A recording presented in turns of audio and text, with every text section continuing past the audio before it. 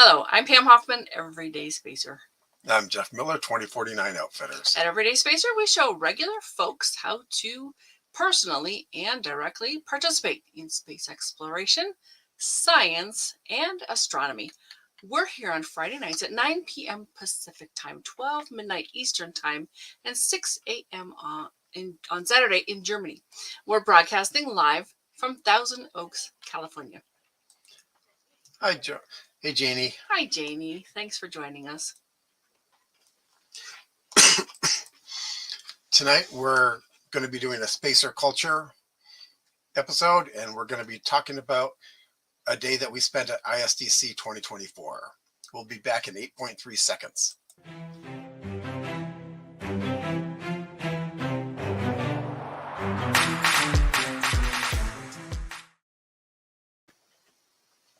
We spent last Saturday attending ISDC 2024. Hey, Dawn. Oh, hey, Don. Tonight, we will tell you about some of our experiences and recap the day for you. Events like ISDC, which is the International Space Development Conference.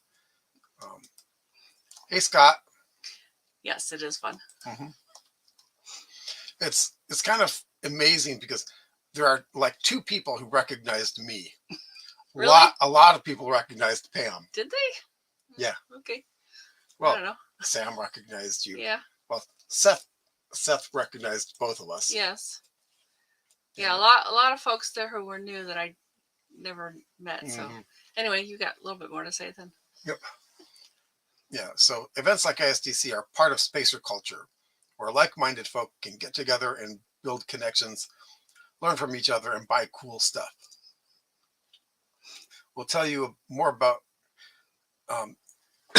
Sorry, folks. We'll tell you more during this episode of our Friday night show. Alrighty, and I'm going to start you off telling you a little bit about ISDCs. And of course, I ran one in 1995. It was the 14th annual International Space Development Conference, and they're pretty different now than they were then. So here's basically the rundown of our conference, although it's not the original website. We did have a website. We were the first to have a website online, and they've just recapped. Not the first website, but the first international. The first ISDC to have. Sorry, yeah. Right, exactly. But you were one of the first 10,000 websites. Correct. Yeah, I had read something not too long ago. It was like, oh, in 1995 there were only about 10,000 websites in the world. Now there's like billions. Anyway, it does have a. So ISDC and AgMemCon were both one of those 10,000. Back, yeah, if it was 1995-ish, right in there. Anyway, so they have sort of a recap of the event. I think there's more to it than this. However, you can find out some information on various sites around the world, mostly to do with the National Space Society. NSS.org is the main site. But I did find a couple of things, and these guys are a little bit behind. But you'll see us right down here. Netwood and I. And I'm pretty sure Dawn was involved. So anyway, the main site now is over here for the conferences. And you'll see that they do have this most recent one. Click here to register. I'm curious as to if that still works, because, of course, the conference is over. Yeah, it goes to the site. I checked it out a day or two ago. But the nice thing about this, I wanted to point out to you, was that they do have the 2025 conference information. It's in Orlando, Florida. And the 2026 conference will be in Washington, D.C., in that area. That's weird, because earlier I thought I saw that the 2026 was going to be in the Netherlands.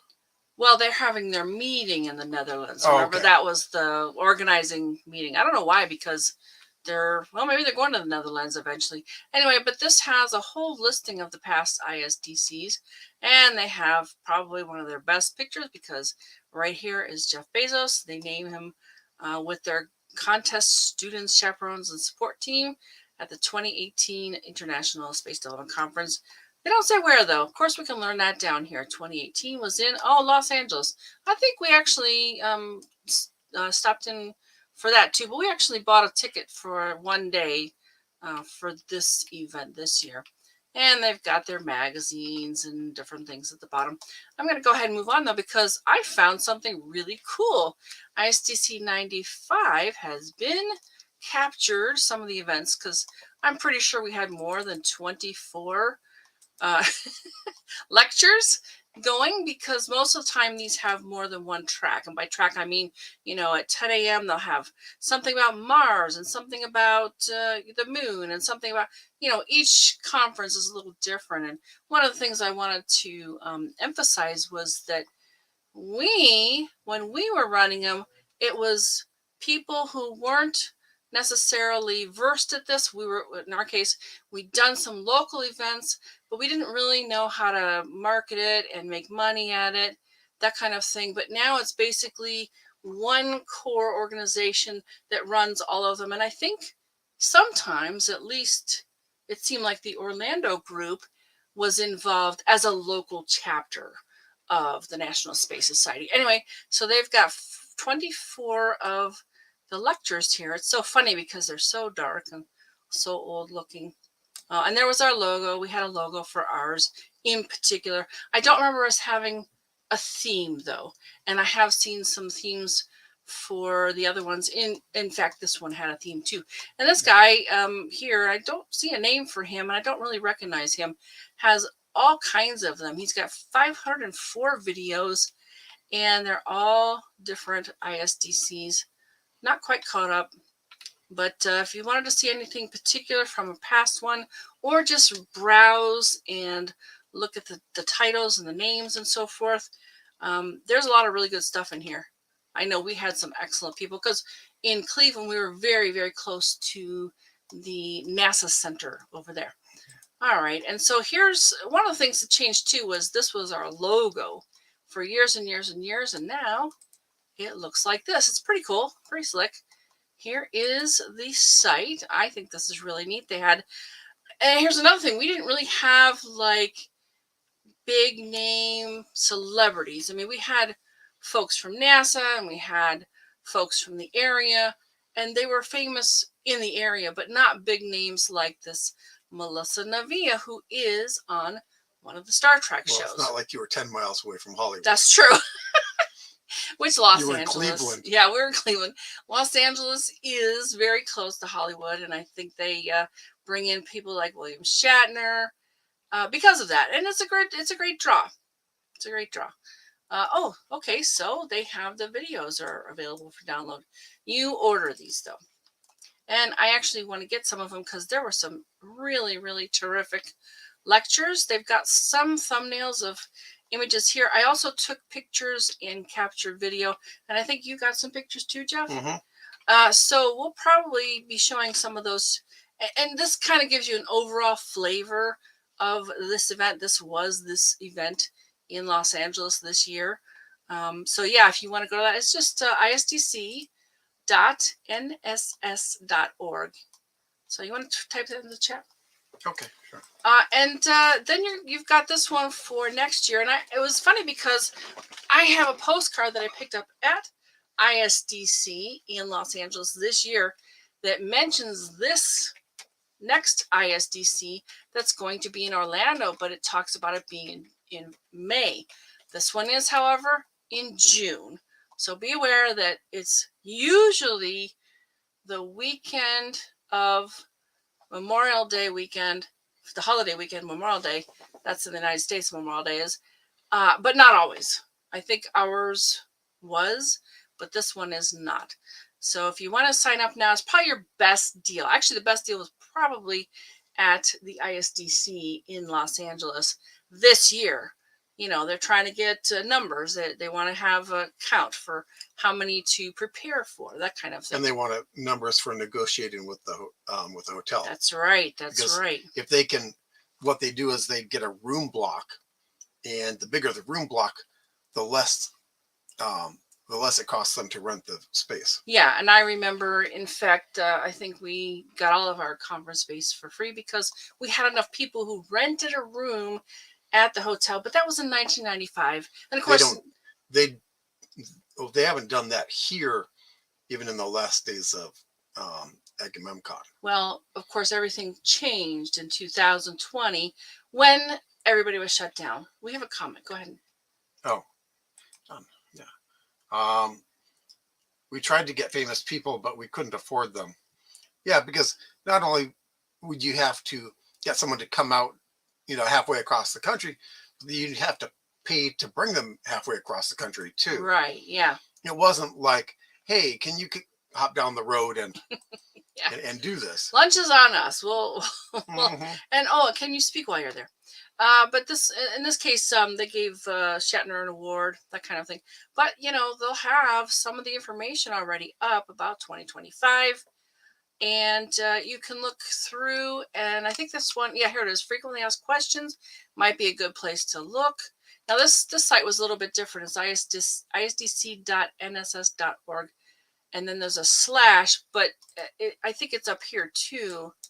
When you see, yeah, here it is, ISDC 2025, it goes to that exact site. So when you're over here, isdc.nss.org, you will see next year's as its own link. And eventually they'll probably replace this and refresh it with the 2025 information. And what's weird is before 2024, when I was looking at it, it was it was /ISDC 2024.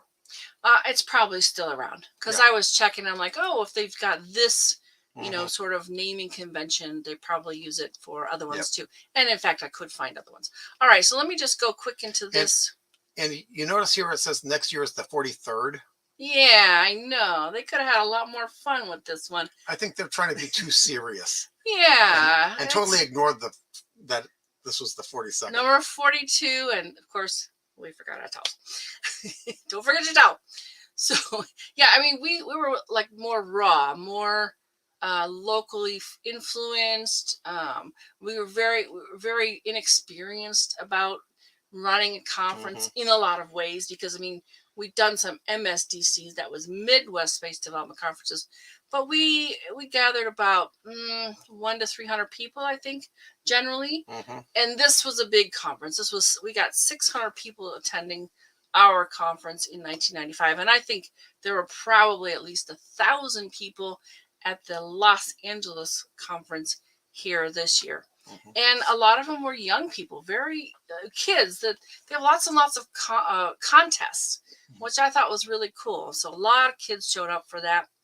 And those contests were international because the kids were from countries all over the place. Yep, we heard all sorts of different accents, but they were very polished. We'll talk about that later too, I'm pretty sure, because I've got some pictures from the one event, certainly. And so they, exhibitor signups are open. You could go there and you can have a booth.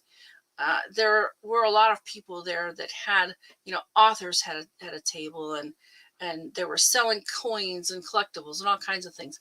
I don't want to go into that too much because I think Jeff has a lot to say too.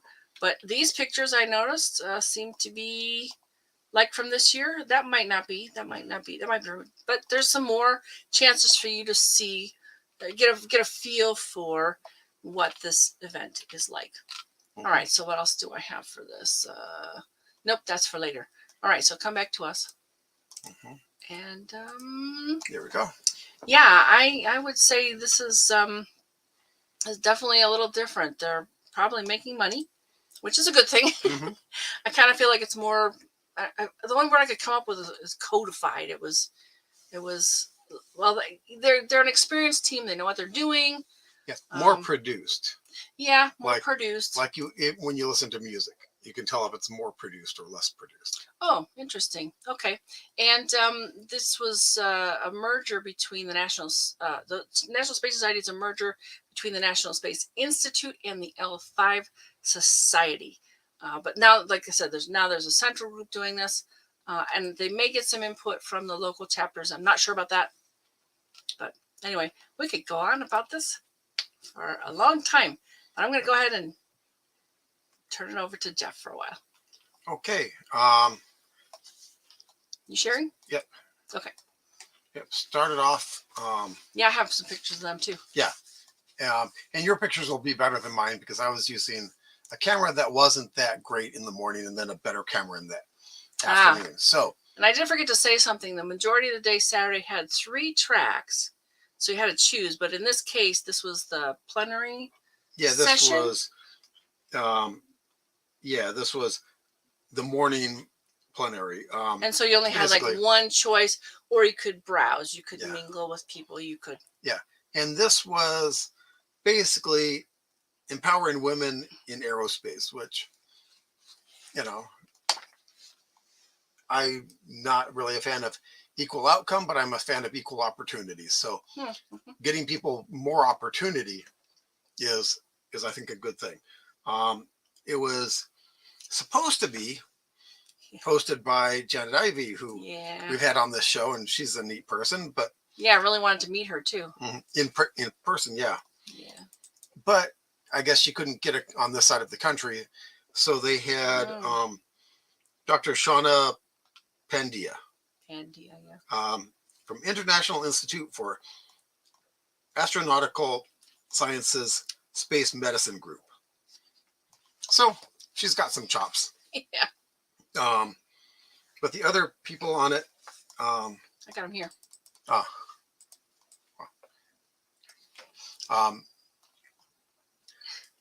Adel S. Gonzalez Sraccio. Doctor. Yeah. Adil. Yeah, I think yours. Yeah. And hopefully we get her name right, because she might end up being a guest. Yes, I think I've already heard from her. Right, yeah. But we were kind of sick when we got home, so yeah, it took we're us a couple bit days behind on our follow-ups. Yeah, and she is part of, let's see, what do they say? Her, she's an outreach director from the International Institute of Aeronautic Sciences, but she's also a high school teacher, and she's a scientist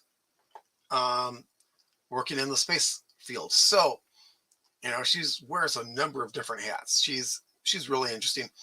And had some major challenges to get through all that. Like, will I make it to 18? Yeah. She lived in the Bronx in a bad time, I guess. In a bad area. I missed some of the beginning of this part. But in any case, she overcame a lot, and quite frankly, made her much stronger, I think. I mean, I don't think there's anything that can stop her anymore, because everything tried. The next one was Pam Begley, and my picture of her up there is really, she's the one in the middle of that group of 3. She's got the blue hair. Yeah, and you can't even see that in this picture. I do have a little video. Should I run that? Yeah, because it'll give you kind of an idea, and I don't know if we'll see very much, but let's see. Let's give it a go. And while it's running, you can't hear us, just so as you know. All right. Space, and then he really liked the way I talk and my insane ideas that I was coming up with. And then he invites me to come over free of charge to Houston. And then that was 2005, about a week before Hurricane Katrina. So you can imagine the environment was interesting. And so I do this, I do well, and then I'm ready to start a career. And the idea here is to just give you a taste of what it's like to be there. That's why we got the pictures and videos, and recommend the site, and think about next year and all. But that was, in fact, how do you say her name? Pam Begley. Yeah, I wouldn't have got that pronunciation from the spelling of it. That's how they pronounced it. Got it. Okay, I didn't hear that part. All right, so let's see. And then the third one in that group was Susan Kilrain, NASA shuttle pilot. Former NASA astronaut, right? Yep. She wrote a book too. She wrote a book. She was also in the Air Force. Being a woman in the 70s and 80s, not, it wasn't easy, but, again, I think the fact that it wasn't easy made it so that but the way she put it, she grew up in a family of all boys. So I missed that too. So she was used to dealing with guys. Brothers, yeah. Yeah, I thought it was very interesting to hear about their accomplishments and challenges. And boy, these are really accomplished people. The book that Susan wrote is called Unlikely Astronaut. Okay, so I spent my morning in essentially one room because they had 3 rooms, basically 2 hours worth of stuff, but they had multiple track programs in that one room. Yeah, And sometimes they were really short. like 7 to 20 minutes each. Yeah. In fact, in the morning, I think it was 7 minutes each. Mm. So the first one, Sam, Spaceman Sam. yep, Sam Coniglio. And he was talking about the creature comforts of space. Because his thing is that even the ISDC is like extreme camping right now. But if we're going to live there, we can't live there as if we're camping. We have to live there as if we've got houses, Yeah, we'll want the creature comforts just like we do here, especially if we're going to be there for years and years and decades. Yeah. And so he went, sir, a very unscientific survey from friends. What's creature comforts? Some of the things on there is pretty funny. Eye drops, really? Well, okay. You know what? If the air is dry from air conditioning, yep. And how the hell do you do eye drops? That's a good question. If it's microgravity. Fluffy towels. Well, you can't do that in microgravity because any fibers that come loose are floating through the air and you breathe them in.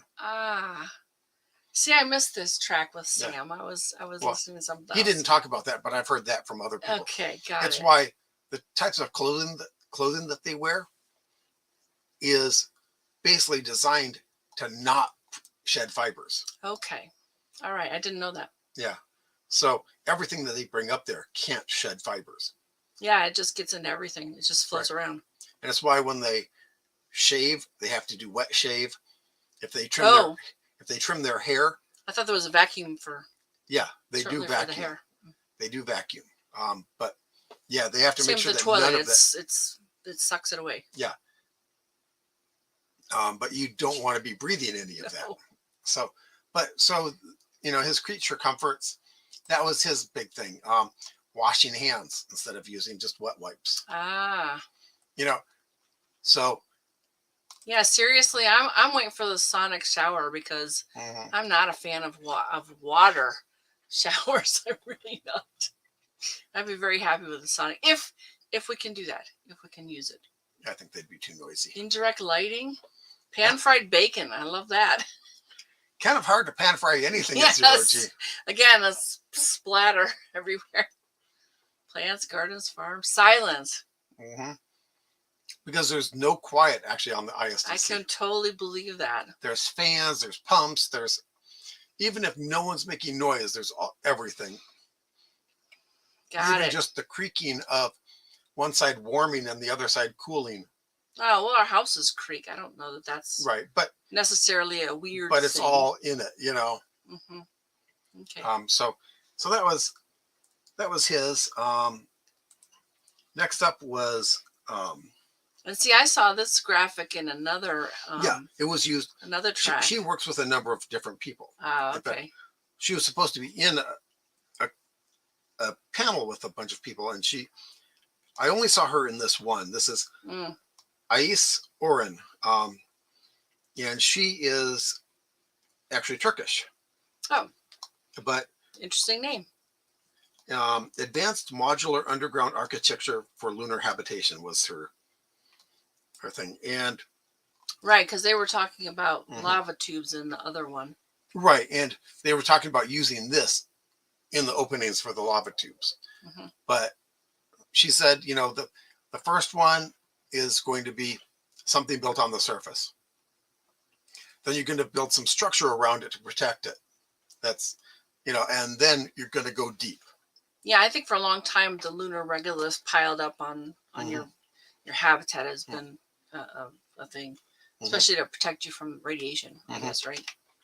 Right, and I don't know if it was in this panel or a later one, but they talked about how they've changed their minds about the way to use the regolith.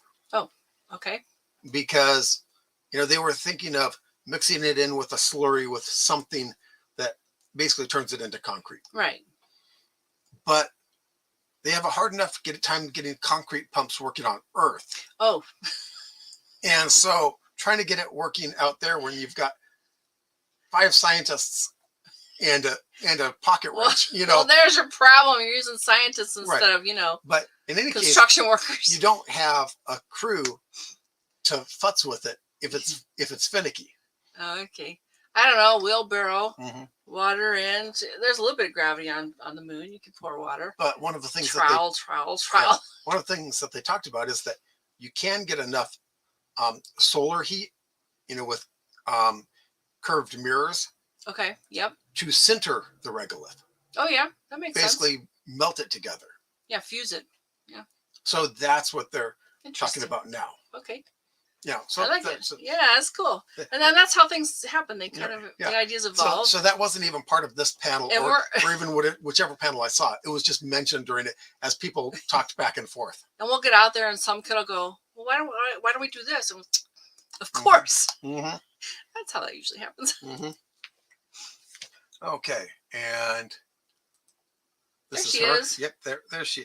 And if you notice the size of that podium, she's a tiny lady. She's tiny, yeah. The next one is What was her name? And she was in a lot of the panel, and she came and Andrea. listened. Andrea. Okay. And magnetic shielding is her thing. Yes. And Good. and it's a game changer. Whoops. Oh no, that's Did not you her. mean to advance? Yes, but no, you know what? She wasn't. No, this is how to build a biosphere. We skipped a couple. Oh, okay. Okay. Skipped a couple because apparently I didn't get photos. So magnetic shielding was in there. It was a lot of work, and And- actually, we kind of planned it this time. We went to like JPL for the JPL talk, and we're like, oh my god, we got like 3 pictures. Yeah. So we did go with the intention of getting pictures and video for you. Yeah. This time. I just missed a couple. Okay. Yeah. A couple of so events. Okay. Dr. And I wasn't in the same room Yeah. you were every time. So. Yeah. So Dr. Andrea Lani did magnetic shielding.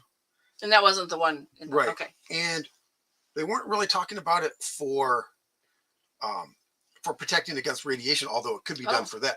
He was working on a group that was using an intense focused magnetic shield for reentry, so that you don't Like a magnetic brake? like Oh. a heat shield. Oh, I see. Basically pushing the air away from the vehicle. Yeah. I could see that. And basically routing it to the sides of it so that you don't have an ablative shell there that you have to replace all the time. Okay. Of course, my problem with that, and I mentioned it, and I mentioned, what's the soft fail for this? Yes. The circuit breaker goes bad and boom, you burn up. Yep. But he said, yeah, the first ones, probably have multi-layered eventually, but first ones will use ablative shielding with a magnetic shield over it. And the ablative shield, even though it adds weight, is your plan B. Yeah, because if something like that can fail. Yeah, because, ablative shielding, it wears weight slightly too fast, might not be comfortable, but you have a chance of surviving. If magnetic shielding fails, it's boop, gone. Yeah. Ouch. Well, hell. Yep. For a very brief time, yes. Yeah. Got it. So, and the next one was planetary sunshade, using space resources to help solve the climate crisis. Damien Kogler, Planetary Sunshade Foundation. Yeah, so many new names. Now, I think that any big projects that you do to solve Earth stuff probably has the chance of more bad things happening, that it has unintended consequences. But his is the most benign that I've seen, if anyone figures it's worth doing. Because what his project is from around the moon, using lunar materials, create a whole bunch of solar sails and put them in L1 Earth Sun position. basically between Earth and the sun.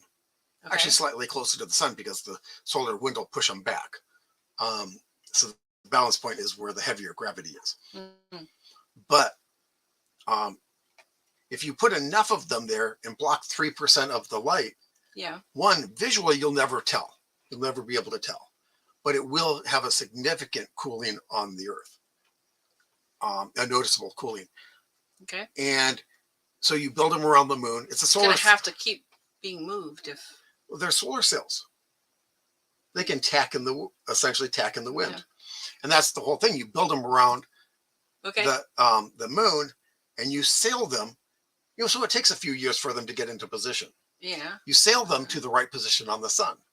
And he said, if it turns out to be a bad idea, you simply tilt them, edge on. Now they're no longer blocking, or maybe you found out that there's too many of them. Well, you tilt some of them. That's pretty cool. So interesting idea. Lots of resources. Will it happen? Don't know. But it's the most benign of the big picture. I think the water fern was a pretty good idea too. Yeah. In fact, it almost went too far. I guess there was anyway, it's a whole other thing. Right. Yeah. And I forget what it's called too. So yeah, just look on YouTube with the best of intentions. What could possibly go wrong? Yes. You'll see a bunch of stuff like that. But it's an excellent series. There's 15 of them. Yeah, but I think that if you're going to do something like that, that's a good way of doing it. Okay. Because it's within 17 minutes you can stop it. Oh. Because it doesn't take that long. It's 8 minutes. It's about 4 minutes to get the signal to them, and then some time to maneuver it. And be really close to the sun, then, wouldn't it? Because that's between here and the sun. Is about 8 minutes. L1's not quite halfway between. Okay, Earth so and less. the sun, but it's So for 5 minutes, 10 minutes. Yeah. There and back. Yeah. Okay. But okay, and the next one is biosphere. So that is her? Yes. Okay. That is. There she is. Dr. Jane Shevtsov. SHEVTSOV. Yo. Okay. Shevtsov? Yeah. I don't know. Yeah, but and I missed this one too. Yeah. So. And it's the goal is a stable, self-sustained biosphere that supports a human population with minimal inputs. And the goal is a number of goals. One, establish a carbon cycle. Okay. And so that CO2 is captured and released, in the proper. Go for comments. I don't know if we have any new ones, but nope, we can't don't. see them there. Okay, so that's one of the things, because carbon and oxygen cycle, and composting, because there's a lot of things that you can do that, like if you have too many plants, you'll end up with too much oxygen. But composting the organics will recycle the nutrients and use up extra O2. I don't know that that's really an issue, but it might be in a closed system. I do like this phase 2. Yeah. 3. Yeah. And there is a phase 4. There is phase 4. But it does not involve ants. No. And that's a movie reference. Yeah. It's an old movie. Yeah. Okay, so nitrogen and phosphorus cycles. How to get those in and out of and according to her, these are actually hard cycles to make without a huge territory. Oh, interesting. So we might have to import them, nitrogen and phosphorus, because apparently nitrogen is not easy to get on the moon or here. But there are plants that will capture from the atmosphere. Yeah, because then you put it back into the soil, and at least it gets in the soil. At least here we can actually capture gaseous nitrogen because it's 80% of the atmosphere. Not quite, but close. Yep. But apparently there's not much, if any, on the moon. Okay. In fact, it's fairly uncommon except for gas giants. That's what they've said. So we might have to supplement with that. And for is the P potassium or phosphorus? I can't remember. But in the case, K is potassium. Yeah, so N phosphorus. is nitrogen. So that's phosphorus. Oh, we got a comment. Let me go look. Hey, Cliff. Hey, Cliff. Welcome. Glad you're here. Did you see some people from NSS? I got some magazines from them at the Shuttle Fest in Florida. Oh, you saw them? Yeah. Oh, very cool. Yep. Ad Astra. Yeah, Yep. Ad Astra. To the stars. Awesome. Yeah. I used to be subscribed to that when I was a teenager, and yeah, they get it with a membership. If you're a member of NSS, yeah, you get the Ad Astra. Yep. And that's phase 4. What's phase 4? No, no ants. We'll probably bring some with us though. They get into everything. Yeah. The main thing that she's talking about is hydroponics can only get you so far. Okay. If your population gets big enough, you need real soil, real plants. I did not realize so this is to get that cycle going, so that you're not continuously using artificial fertilizers. Okay. So. Got it. Like right now we use things like cow manure and horse manure for fertilizers. What do they provide out of it's a PKN mixture? They provide a bunch, assuming now things come out of it. So you have to supplement, because if you just do a simple cycle, we're not putting cow corpses into the ground. So the phosphorus and potassium that's locked in their bones don't get back in. So you have to, most farms don't have critters dying on them. Whereas, in the natural environment, things get eaten, and the remains end up on the fields. So, or on the grasslands, which, in the wild, there aren't fields, there are grasslands. But so the whole thing here is using human waste. Oh, that's usually a bad idea. Right. But using it in this context, because you have to do something with it anyway. And if you've got a bunch of territory, you treat it properly and then you use it. Okay. In fact, someone else talks about that too. So. Oh, okay. And he works with Jane.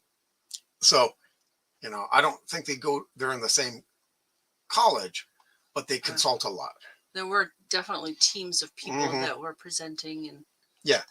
And would show up at each other's presentations too, if they weren't doing it together. And so this is, after every session, this is a question and answer. Yeah, the one room did that, but the other one didn't. Oh, okay. The room I was in didn't do that. So this was, this is Dr. Andrea Lanny with the magnetic shielding. This is Damian Kloger with the planetary sunshade. And this is Dr. Jane. All righty. And then next up, he's an interesting guy. His whole thing are moon cubes, and these are supposed to be inflated, but travel that's damaged what that is them. in front there? Yeah. Now, there wouldn't be inflated on the moon. They'd be filled with regolith. They're essentially 1 meter by 1 meter by 2 meter sandbags. So instead of having small sandbags that are rounded, you have these cube or rectangular shaped ones, because there's some that are 1 meter cubed. And what's the idea? To cover up your initial habitats? Right, to build walls that are self-supporting. You don't have to support this structure because they're big enough that they can self-support. All right. In fact, like big old bricks. Yeah, moon cubed. And I talked to him about being on our show, so cool. we might get him on our show. But here is, basically use cases for it. And if you notice, they've got a beam here to cover the top, because, you don't want to stand under sandbags that are unsupported. Got it. But landing pad, so basically they're like Legos. You build, instead of bringing everything that you need to build a structure, you bring a bunch of these bags. Okay. He said something like, you could get 100,000 of these bags on one load, and then just start filling them with, with dirt and regolith, and just build what you need out of them. Okay. And so that's a Did he talk pretty- about the dust on the moon? That's a huge issue. yeah. Well, only in that it was a resource. Ah, okay. You know, he didn't deal with getting rid of it, but I suppose if you use enough of it, you don't have to deal with as much of it. Well, I'm talking about dust that's in the air because it's just Right. Well, it gets kicked up because it's on the Yeah. ground. But if you Yeah. grab all the stuff on the ground, then stuff will fall out of the. Yeah, it's not really. Well, there's some air there, it's a but big issue. it just it takes a while to settle. But eventually it'll settle. You clean it up again, and eventually Yeah, there's you'll have a fairly clear spot. no real atmosphere on the moon. Yeah. But Yeah, there is so- gravity, so they'll come down Right. Yeah. by gravity. Yeah. Carbon fiber regolith bags because Okay. plastic doesn't like UV. Oh, right. And where is one environment where you don't have any protection against UV? The moon. The moon. Yep. So Definitely. that doesn't help. It's too far away. Yeah, we can't really read that. Yeah. Can you remember what he was talking about, though? Just he's talking about the different sizes and shapes of the Okay. bags, and polypropylene regolith bags can't really be used in direct, sunlight. So Well, it's not everywhere on the moon is in direct Right. sunlight. yeah, Some of the but craters also at the poles, would if be you have multiple more layers, protected. you can use the polypropylene because it's cheaper. Ah, okay. But, If it's you got know. something else around outside of it. Right. Yeah. Okay, I see. Yeah. So Yeah, I wasn't in that one either. this one is Space Radiation Storm Shelter. Anna, why do so many of these names look? Most of the time, foreign look names Russian? are pronounced the way they look. It's very Golan Dukina. not all of them. Most it's- other languages are phonetic based. and these are Were they students? yeah, Okay, but they're good. not kids. They're grad. Well, Embry they're Riddle college is a students. it's a they're college. students. So they're from Embry Riddle, and Did they say which campus? They're they did not. because well, there used to be two. I'm not sure the Arizona one is still around. Yeah. So the older lady, their advisor, Ah, is Anna. okay. Then there's Sporty Nut Jama. I think that's this lady here. And then there's Savannah Box. I think that's this lady here. Okay. And talking about radiation shelters for interplanetary flights and or on the moon. Although I think it's much easier just to dig. Mhm. But they're talking about water walls. Oh, I caught some of this. Yeah, Yeah, the water This is, walls. I think, where you came in. But basically lining the walls of the vehicle with bladders that hold the water that you're going to use, and then start recycling them into, you use them out of bladders, and those bladders get repurposed into holding wastewater. Mm. Unless you've got some kind of recycling going on, in which case they hold the reclaimed water. Mm-hmm. But Okay. so you're putting the water to use as radiation shielding. Now, personally, I think you're going to need multiple layers of this. Yeah, it sounded like they were saying there would be multiple Yeah. layers because if there's gaps, you want to cover the gaps, Mm-hmm. and Well, and plus, I don't think that these bags look like they were an inch to an inch and a half thick. right. Doesn't seem like quite enough And water. I thought they were talking about some other kind of Right. shielding, not just water. Right. But yeah, all of the different shieldings have their own weight costs. Water is the one thing that you have to spend the weight on it, but you're actually going to use it. Right. So that's so that was what made this a good idea. Mm. So And- in their class, they created this. right, Okay. Concept. because Yep. Good stuff. one of the things is that 90% of the radiation out there, 90% of the time, you're get basically gamma rays. Water doesn't really do Oh, a lot for gamma rays. It does some, As but in- not a lot. gamma rays go through it. But about less than 10% of the radiation is charged particles, which you get from the sun. But the ionizing radiation, which is what the charged particles are, Mhm. produce 90% of the damage.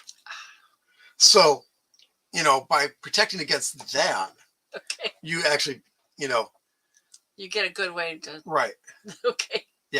Now, yeah, because the sun's continuously giving up Hmm. this in its solar wind. Mhm. Now, if you get a CME, I don't think that Coronal these, mass ejection. yeah, or any kind of good solar flare.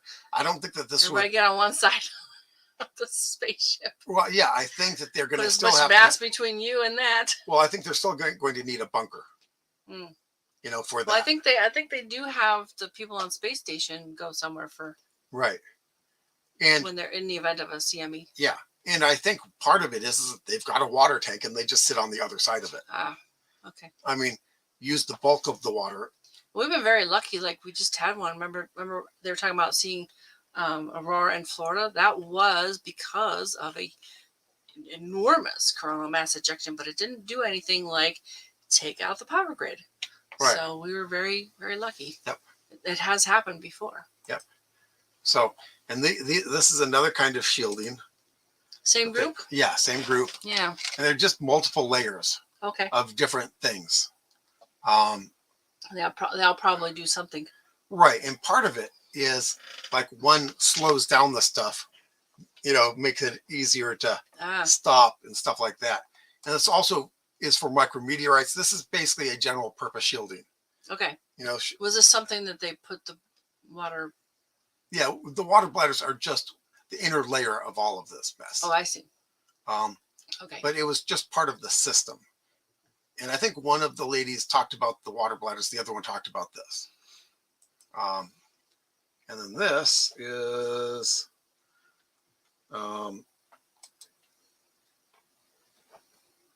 first roads. Ah, yes. And in fact, we have, and this is, they've created a mapping program for the moon. I think this is really cool. Yeah. It's right there, Megan Esky. Yeah. Megan Esky. Yeah. There, Esky something or other's roads. Yeah. Yeah, we got a poster here. Yeah, Well, let me go over here, and she gave us free posters of how they. Yeah, if you see the yellow line, hang on here, right there. That is a road that's been mapped out around around craters and stuff like that. And it wasn't hand drawn. It was, they have a program that can do that. Oh. So that is, you know, so that's the service that they're selling. They've actually created this program, and she calls it the Esky system. And I thought it was very interesting how she had an image of it. The astronauts, once they were far enough away from the lander, they could no longer see it. So they didn't do a big loop around where they could see it, but they retraced their tracks basically from when they left to get back, because they were more confident about, you know, being able to get back to the lander. Because apparently they had following their own tracks. They had electronic navigation that should have gotten them back. Oh. But this was in the 70s. They didn't really trust it and figured, hey, we've got this GPS. We've got this line in the road that looks like a really good, you know, mechanical navigation tool. But so they did no railroads either. Yeah, they did 3 excursions, and the 2 close ones you could see that they did a loop. Yep, big huge. The loop. long one, they went out. Close they to came the lander. back. They came back. Right, pretty much a line, straight out and straight back. Because they got out of sight of the lander. Yeah. But since there's no wind to obscure your tracks, they could just follow them back. Right. So that was one of her points, was to kind of build roads that were more, you know, along the lines of that kind of thing, missing craters, you know, what's the kind of best path to get from here to there. Right. And lines on charts are hard to read on the moon because there's no surface infrastructure. There's no roads. There's no buildings to use as landmarks. Not yet. Yeah. I mean, there's not, and they don't have any experience with it. So they can't like think, okay, turn left at that crater because they haven't seen that crater before. They haven't seen what it looks like from that side of it. You know, if they lived there long enough, yes, they'd have it. But, you know, this, Yeah. you know, Well, I think like footpaths, and you have a great example over at UCI. Remember, you were telling me that they did not lay the sidewalks. Tell it. oh, Tell it. through this interior, because UCI was, There's a big open space. was to get laid out as a between- circle with all of the buildings around the circle, and they had some sidewalks going through it, but not very many. But then just waited and saw where are there goat paths through the grass. I mean, wherever people like made a path, sort of a natural. then they put a sidewalk in there. Yeah, very smart, I think. Yeah. So I think it's going to be kind of the same kind of concept. And I was in that one, so I kind of understood. I do love this part though. She talked about, and I actually have seen this sort of thing.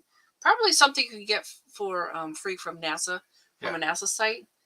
It's really hard to see. I have a picture of it too. Yeah, Might be so a little better. Maybe make it full screen, or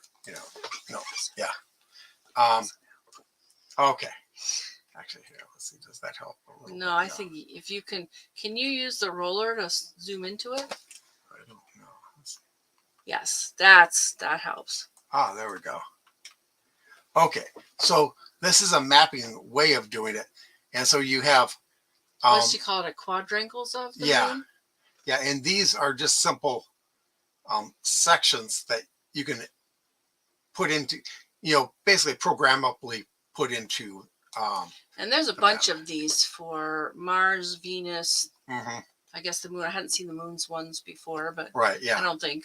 So basically, city state, zip code city state is essentially her, although she doesn't call them that on the maps, but that's the essential, the small section, the big section, the bigger section.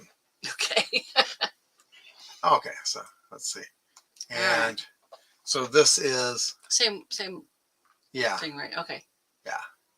Reliquence is their organization. Yeah.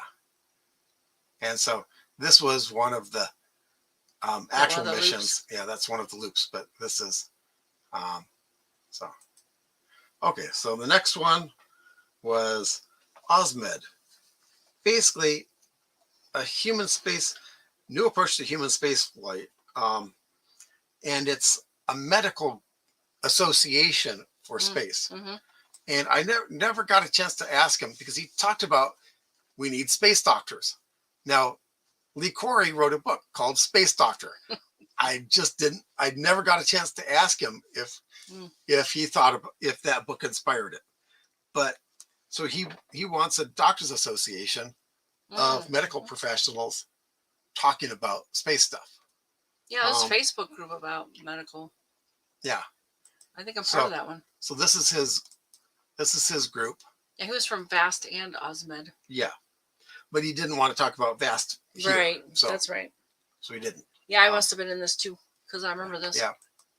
And, human health and performance in space, multidisciplinary, because all of this stuff affects. Why don't you zoom into that one? It's really hard to see the. Yeah. Oh, wait, all of this has to do with, health in space. What's engineering got to do with it? I wonder.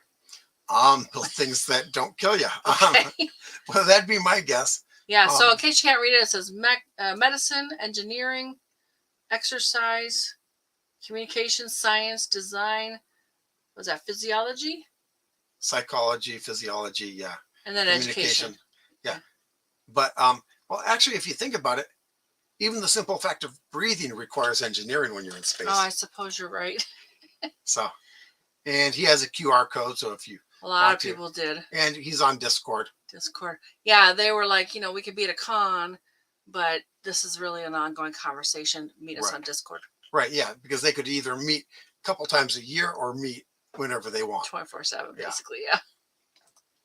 And and this was the next guy. This is the next guy. This is application of current and future underwater habitats as analogs for commercial astronaut training. You can tell he worked for NASA. The only thing No, that he it didn't, doesn't make a word. yeah, it doesn't make a word, but it certainly is a long enough title.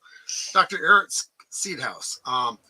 Also Oh, with he was Emory Riddle. good. He Yeah. was good. Oh, very good. I really enjoyed hearing from Yeah. Dr. Seedhouse. Yeah.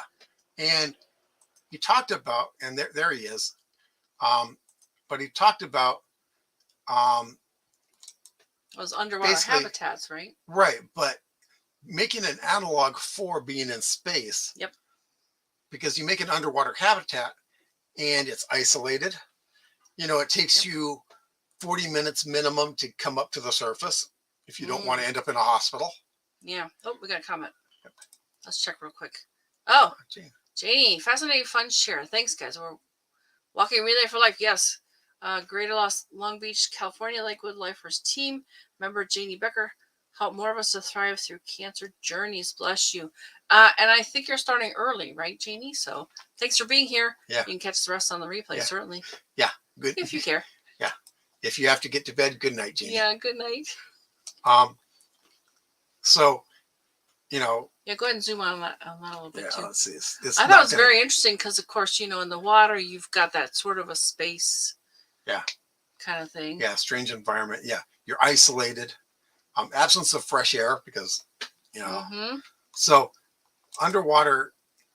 Now they had one in off of Florida, I think in the Bahamas, but Hurricane Katrina killed it, Oh, right. and so they don't have one right now. Mm.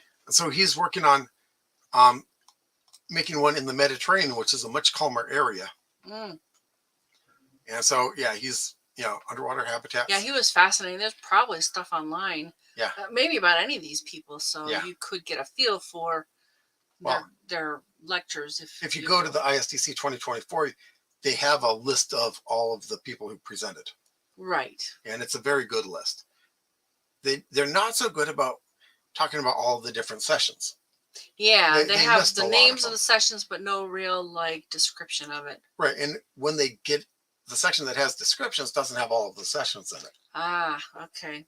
So, you know, not great, but they at least have all of the names of the guests, of the presenters. And he's, let's see, is this? Yeah, that's why I stopped using this this one, but this camera, because it's a bit fuzzy. But in comparison, this is ISS, and this is what he's, you know, proposing to build on a shelf with a deeper portion. This is phase 3, I think. Looks like it's somewhat comparable in size. Yeah. Okay. Yeah, it is. And having, you know, submersibles, etc. I don't know why he made one of the submersibles look like a flying saucer, but Because he could. yeah. But because Means he's got a good sense of humor too. right, because actually going EVA here gives you a lot of this, not quite the same as microgravity, Yeah. but still you can't really use a wrench without holding on to something, Mm. because you try to turn a wrench, You float around. you float around. Yes. Yeah, well, it's the same concept as the neutral buoyancy Yeah. tanks that Well, and that's just it. It just puts you in that environment where you're living in it. Yeah. You know, you're granted you're not in microgravity when you're inside, but Mm-hmm. anytime you go outside, you're effectively microgravity. I forget to talk about lengths of time they were in there. So I know Yeah. some of the analogs, they can be there for a few days, a week, more than that. He talked about weeks. Weeks. Okay. So, Yeah. So you really get a good feel for. Yeah. And they do a lot of experiments at those kinds of things too. Yeah. Oh, I like Chewy. He was really good Yeah. too. Okay. So the next one Yeah. was, What's his first name? I didn't. it's, here, let me get it. It's Chris Huey. That's That where was it gets Chew- Chewy. No, Oh, I it's see. Chris C- Huey. C. It's C. Huey. Okay, got it. Star Sailor is the next generation. It just basically, he's an artist, Well, he's an engineer. engineer, And he, and an he artist. went into Yeah. the Virgin Galactic. Was it Virgin Galactic? Yeah, but he's So he took I think a suborbital, right? right. Yeah. But he's also an artist, so he's both.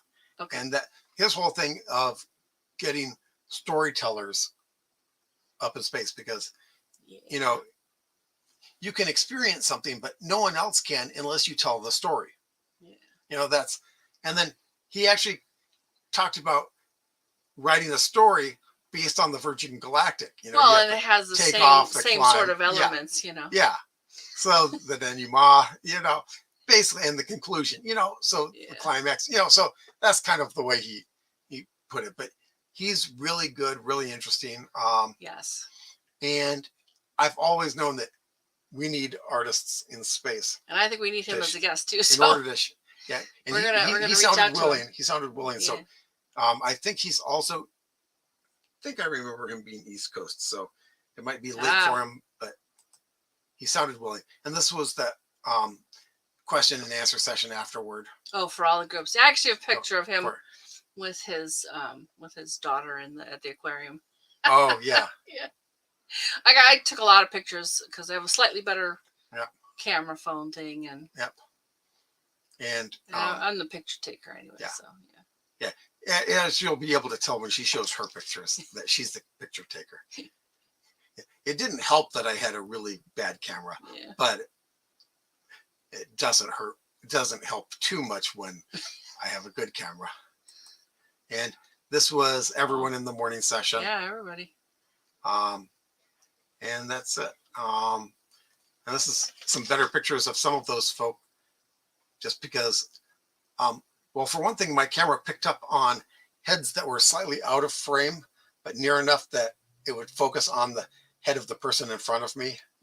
Oh, so in this case, I managed to get a straight shot of no one in front of me. Got it. So I managed to focus on directly on them. Cameras are funny. So that being my section of the morning. That was the morning. I forgot to do something here. Stop there. Go ahead and pick up this one because I have some slightly different experiences and some of the same and more pictures. So let me go ahead and let's see. Is it this one? No, this one. It's must be this one. Nope, not that one. Sorry, I was supposed to set this up before. Here we go. All right. Yeah, you wanna? Oh yeah, I'll show you. Yeah, go ahead and share. Okay. Because this was my set, and I can zoom in really easily. So these are the folks from the morning plenary, and Jeff talked about them a lot. But and that's a better shot of them. See if you can zoom in. See if you can actually see them. Yeah, and I really wanted to meet Janet. Yeah. But this was the moderator who was in for Janet. Yeah. And go ahead and scroll up because I've got their names in there. All right. We'll just run through these mostly. Nope, past. Yeah, stop. Oh God, a little slower would be good. Keep it. There we go. Morning plenary. Dr. Edel S. Gonzalez Cerricho, Fanam Bagley. So here's Dr. Gonzalez Cerricho, and there's Fanam Bagley and Susan, the astronaut, the former astronaut. All right, we've got a few more pictures of them, a little bit better, a little bit closer, because my camera can zoom pretty well too. Yeah. I thought they were extraordinary women and very accomplished, very accomplished. A couple more of them, and I just got that because ISDC. We were there. When we were leaving, I caught some of these images from their contest, and all kinds of young people were streaming in, and I think some of them had something to do with the contest. I think there were young people as well as older folks that were part of these contests, but I'm just going to run through these. Space Edge Academy, SPUN debate program. So think of the ages 15 to 25, university, high school level enrollment year. Various things. We did not stick around for this because we wanted to do some other things, but these I think these would have been really interesting. Well, involved a lot of people. The debate took place at the same time that we were going to other sessions. That's what happened. Right. All right. So again, I'm not gonna delve into these too much, but I want to talk about them a little bit. Space settlement design competition. So they've really branched out for different things. Space elevator Academic challenge. Oh, these are 15 to 25 too. Maybe this was all young people, which is good. Rothblatt Space Settlement. All ages are encouraged. Okay, so you get information about all the ages. There's some monetary prizes sometimes. Space education offerings. I think I got a duplicate on. Oh, these folks won. These folks won the Gerard K. O'Neill Space Settlement Contest. That's their picture. They were from Romania. Great kids. I mean, like a team of 12. They're amazing. Live in Healthy Space Design Competition. And so on. And there was a room. In fact, I'm going to go ahead and switch over to running a video because I wanted you to get a feel for this. Go ahead and blank us out completely. Okay. Oh, I can do it. Let's see.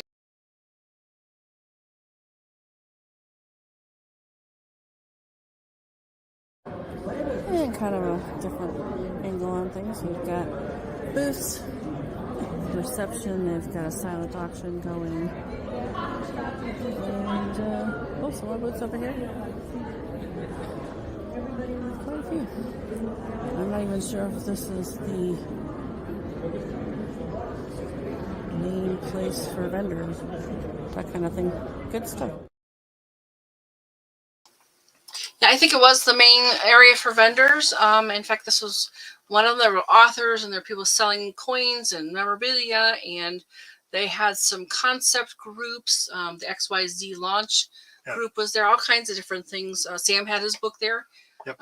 We talked about Sam before. They also had other vendors in with the smaller room, in between the smaller rooms too. Oh, okay. I don't think I knew about that, but well, yeah, because that's where you got the book. This book. Oh. Yeah, it was in the hallway. It was just basically in the hall. Yeah, in the hall. Okay, yeah, I've got, and I have some lots and lots more videos. I only pulled up 4, and they're very, very short, because there were some constraints on this platform for that. Yeah. Anyway, so yeah, these folks were there, and there was and Nancy said she'd be willing to talk, so that's gonna be fun. She's from this. It's the Planetary Defense. Everybody's got a QR code now. Oh, I thought this was wonderful. And I got a video of this too. This woman came from, I think it was NASA, and she talked about collecting the samples that the Perseverance rover has been gaining. And I like the tie-in for us because, of course, we saw them build the Perseverance. It was called Mars 2020. We saw them build it. We saw... we did a show on it. We showed you the virtual tour when everything was shut down. So let me go ahead and run that video too. Land on the surface, rendezvous with Perseverance, grab those sample tubes, and then launch the sample tubes up into space using the Mars launch system with all of our sample tubes packaged up. So that is that image there that she was talking about. Okay. And it looks pretty complicated, but she made it sound pretty straightforward. And she went and talked about the places that they've already been and the places they want to go when they go to collect those samples. Oh, and she had like a demonstration tube, and one of her comments was that it's about the size of a piece of chalk. The sample is about the size of a piece of chalk, like in the classroom. So I thought that was really wonderful. And she just really did a great job of describing where it was and where they were picking things up and where they wanted to go once they went for the, reclaiming those samples mission. And of course, that's not necessarily happening or clear that it's happening, but we'll see. And I think this was beyond the zero margin. So kind of beyond where Perseverance has already been. All right, what else do we have here? Oh, and this was, I went into the Mars room. Yeah. When Jeff was doing some listening to the other folks. And after a while, it was so crowded with young people. I mean, kids really from all over the world. It was great, but I couldn't see or hear anything. So I left. And that's when I joined up with Jeff. Yeah, I think when their debate was over, they went into the Mars room. A bunch of the kids went to the Mars but they room. had an event there too. Next. Right. There's go up a little bit. Go up in the notes. Because I thought, yeah, here we go. Future hotspots. Yeah, there it is. This was this person here is Dr. Pascal Lee, who has been in one of the first Mars analogs, right? I remember seeing him on TV, and he was introducing all the people in this room, and so he introduced this Dr. Jim Bell, who was also excellent. I would love to have him come and talk on our show too. So what else did I have about him? Yeah, he was just very demonstrating about how, we've gone to Mars many times. We've made it a few. A couple of those. And he was talking about places to go on Mars. So yeah, you want to plan your trip? These might be good places to go. Yeah, talk to your travel planner. Yes, or me. All right, and so you just wanted some detail about these. I don't have a whole lot of notes for you here, but these were very, very interesting. And this is that session again with Megan Esky. Yeah, once you build, because of the room being filled Yeah. up with kids. Yeah. Oh, and this is that woman, Pam Bagley. Yeah. With the blue hair. Phantom. Yeah. Phantom. Yeah, first rows in space, the solution. Let's see what it says here. Planetary roadmaps connecting land sites to destinations of interest using a global standard. Yeah. How clients and license commission maps. So she really wants to get people who want to create a map, kind of like the one she gave us, and then give it to their customers as sort of a kind of a novelty item. So, but she did have some really neat ideas about it. And I think it's doable, at least. I think Jeff mentioned earlier, was that today? That it's not exactly the best kind of thing for investors. But yeah, see, some of these pictures are slightly better. Yeah. These quadrangles. And I've seen a bunch of maps of this from Mars and Venus and stuff.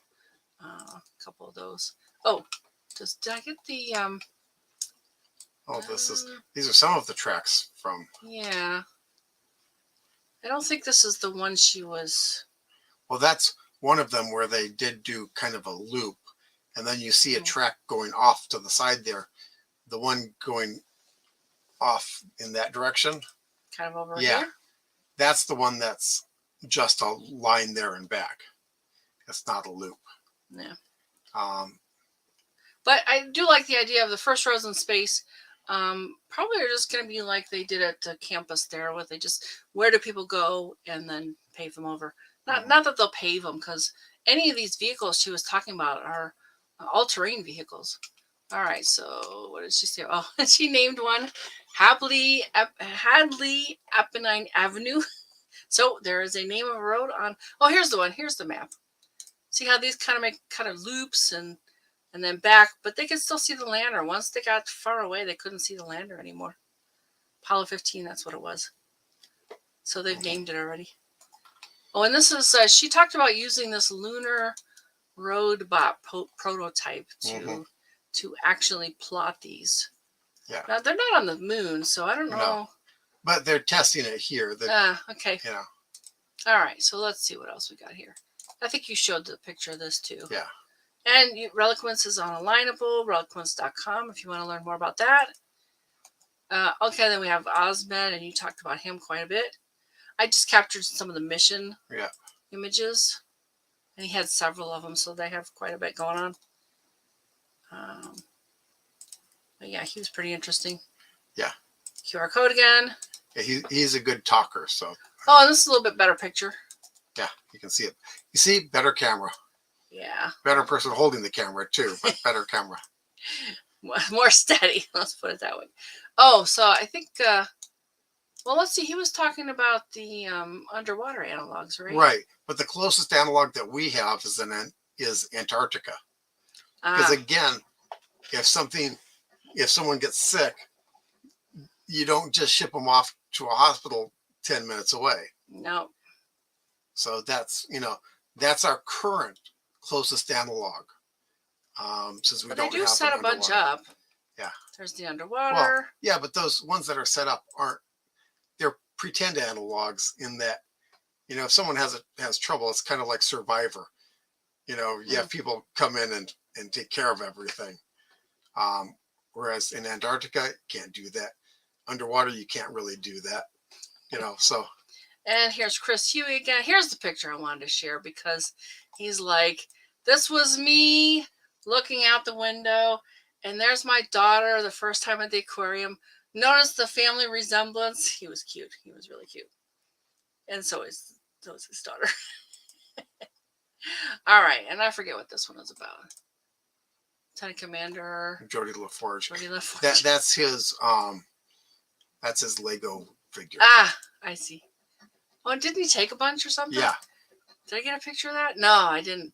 Oh, and this guy was so good. Oh yes. This was well, this was the next session, wasn't it? Move the thing. Because I think I got his name here. Don't go too fast. Don't go too fast. I know, ask Meg. Go more. Doctor, here. Nope, that's not Seed No, House. it's the next. It's the next. That's the 2 p.m. session. Is it? Yeah. Oh. Lunar Agriculture. That's Adam Williams. Oh, I see. And you know, we're really getting along here. Yeah. So we've been talking about this might be a part 2. Yeah. Tell you what, let's cut it here.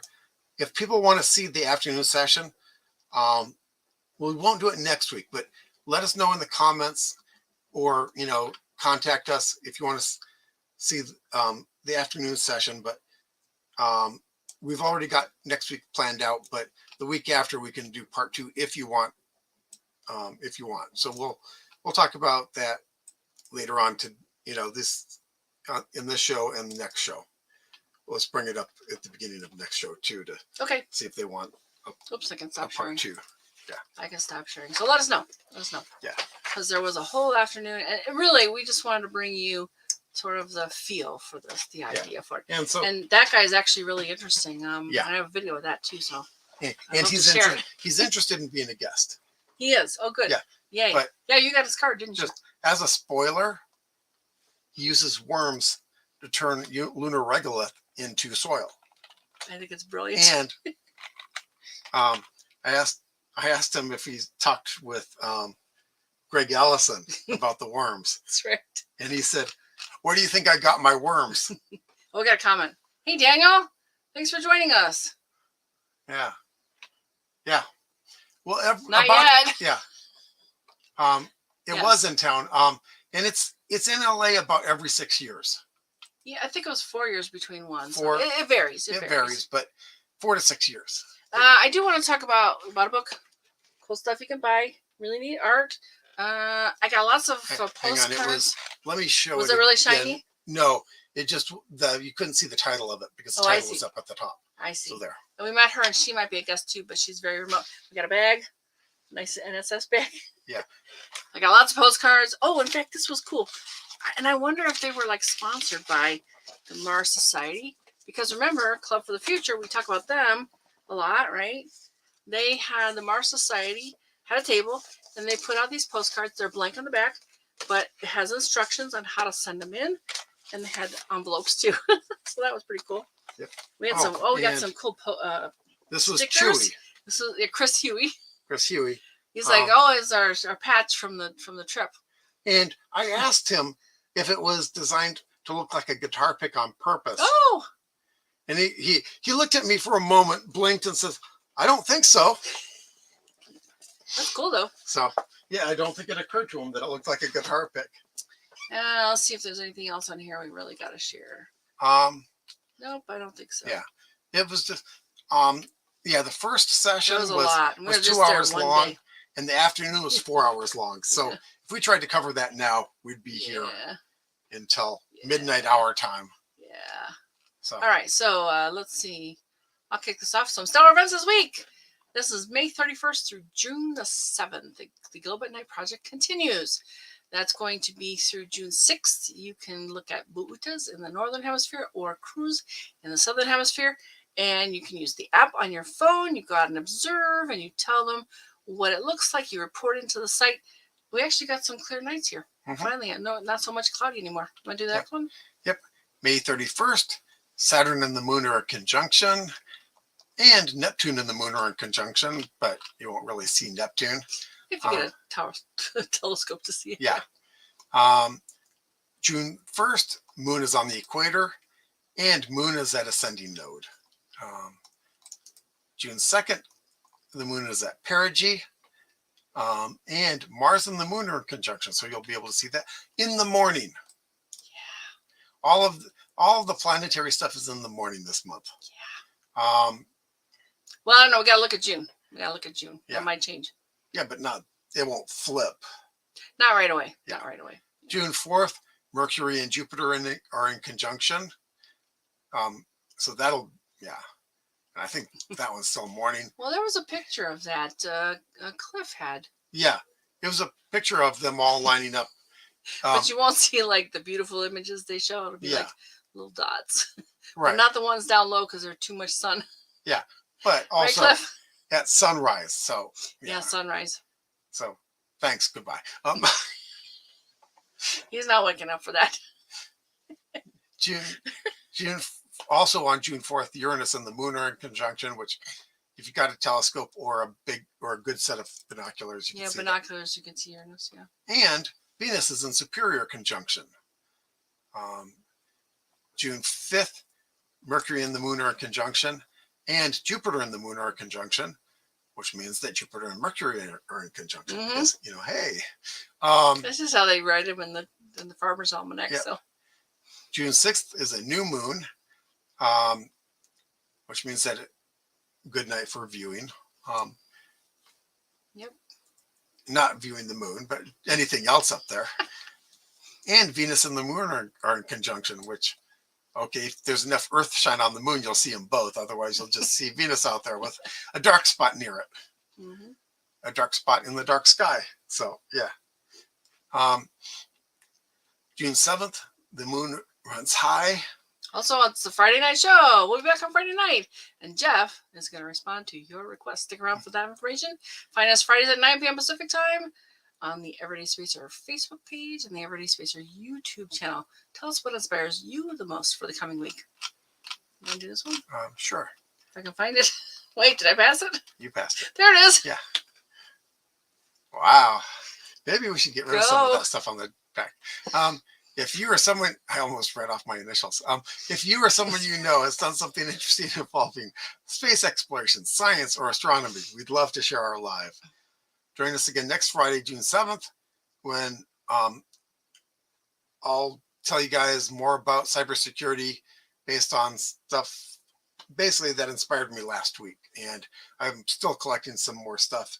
And it's, whereas last time I told you stuff that you can do personally, to make yourself more secure, there will be some of that here, but it's also going to be more about terms, what certain things are, what certain types of attacks are, and attacks that are happening they were happening last, a couple of weeks ago, but they're still relevant enough for now because they show vulnerabilities in things that you might not think about. So sounds good. All right, so if you want to hear that, come back, and thanks for letting us know that you were interested. We really appreciate that. Shout out to Daniel and Janie and Cliff and Dawn. I know Scott was here, right? Yep. And that was it. And we really, really love and appreciate you being here with us. You inspire us, and you keep us going, keep us excited, and you ask really good questions, and you find out really good stuff when we're sitting there going, I don't know about that. Yeah. You'll go and search it for us and let us know. I love that part. Yep. So, yeah, anything else from you? Nope. Just again, let us know if you want to see the second half of this. We'll have less. Yeah, we just covered stuff. the morning. Yeah, we just covered the morning. We covered about a third of it. Of our one day that we went, and they had Wednesday was the kickoff with the Space Tourism Conference, and then they went Thursday, Friday, Saturday, Sunday, and I think there was some stuff on Monday, maybe more like business of the National Space Society and so forth. But I saw a comment. Go ahead. Oh, yeah. Oh, don't forget the Starliner launch. In 7 hours. 7 hours? That's tomorrow morning? Oh, I'm so glad you said that, Daniel. 7 hours. I don't think I knew. He's not going to be awake. Yeah. I don't think I'll be here for that. That's out of Vandenberg? Because I know Yeah. Daniel's really close to us. Is that out of Vandenberg Air Force Base, Daniel? And we will continue to look for your comments, even after the show. All right. So, Yeah. I click it. Sorry. Oh, That's funny. oh, Oh, Florida. He Oh, says okay. Florida. So we won't be able to see it from here. If you're anywhere near Florida, you might. Yep. So I'm going to look at the live stream about 3 hours after it runs and pretend it's live. Yeah, they do run that stuff online. It's kind of nice. Yeah. All right. So, anything else from you? Anything else from you? Nope. Folks, you have a really good week. Good night. We'll catch up with you on Friday. Good night. Oops. Yep. Oh, I see. God. Yeah. Yeah. Thanks. All righty. Good night. Good night, folks.